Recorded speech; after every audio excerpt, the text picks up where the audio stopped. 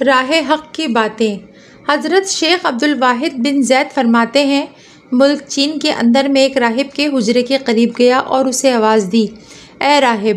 2 بار اس نے کوئی جواب نہیں دیا۔ تیسری بار پکارنے پر اس نے مجھے جھانک کر دیکھا اور کہا، اے شخص، میں راہب نہیں ہوں۔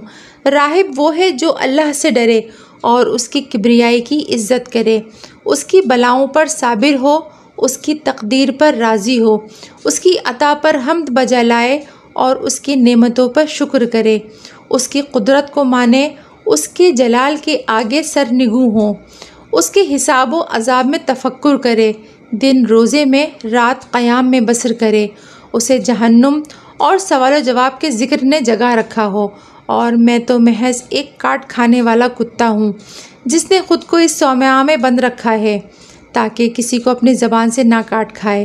شیخ عبدالواحد، یہ بتاؤ کس چیز نے لوگوں کو معرفت کے بعد اللہ تعالیٰ کی طرف سے غافل رکھا ہے؟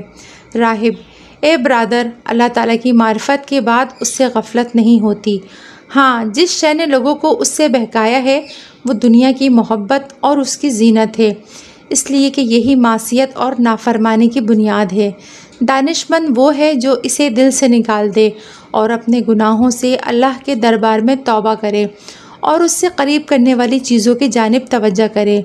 حضرت عبدالواحد بن زید فرماتے ہیں، میں ایک راہب کے صومعہ پر گزرا، اپنے ساتھیوں کو الگ ٹھہرا کر میں نے راہب سے بات کی اور پوچھا، علم الیقین کیا ہے؟ راہب نے پردہ ہٹا کر جواب دیا، اے عبدالواحد، اگر علم الیقین پانا چاہتے ہو تو اپنے اور دنیاوی شہوت کے درمیان لوہے کی دیوار کھڑی کرو۔ یہ کہہ کر پردہ گرا دیا۔ ایک عارف سے ملاقات۔ حضرت شیخ عبدالواحد بن زید اور حضرت ایوب السختیانی رضی اللہ تعالیٰ عنہ ملک شام میں سفر فرما رہے تھے۔ انہوں نے ایک حبشی شخص کو دیکھا جو لکڑیوں کا بوجھ سر پر اٹھائے آیا۔ حضرت شیخ عبدالواحد نے اس سے پوچھا، تیرا رب کون ہے؟ حبشی، مجھ جیسے شخص سے آپ یہ پوچھ رہے ہیں؟ یہ کہہ کر لکڑی کا بوجھ زمین پر رکھا اور آسمان کی طرف سر اٹھایا، کہا، اے پروردگار، اسے سونا بنا دے۔ چنانچہ لکڑیوں کا وہ بوجھ فوراً سونا بن گیا۔ مزید کہا، کیا آپ اسے دیکھ رہے ہیں؟ شیخ عبدالواحد، میں دیکھ رہا ہوں۔ حبشی، اے اللہ، اسے پھر لکڑی بنا دے۔